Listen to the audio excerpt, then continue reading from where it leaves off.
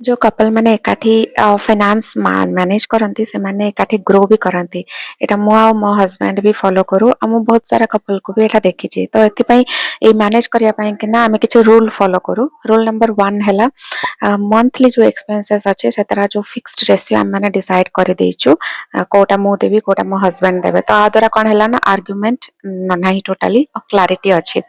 Rule number 2 personal freedom पाई कि ना आम दी जनकर सेपरेट अकाउंट आमे रखिछु।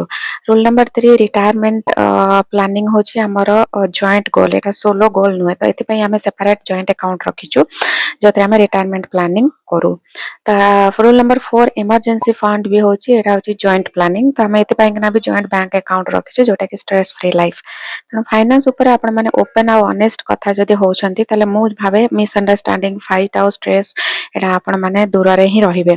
जदि एथरे एग्री करछंती ताले यस लिखंतु कमेंट रे एही बळे फाइनेंशियल हैक्स में मो चैनल ऊपर सब्सक्राइब करंतु रहउची। जय जगन्नाथ।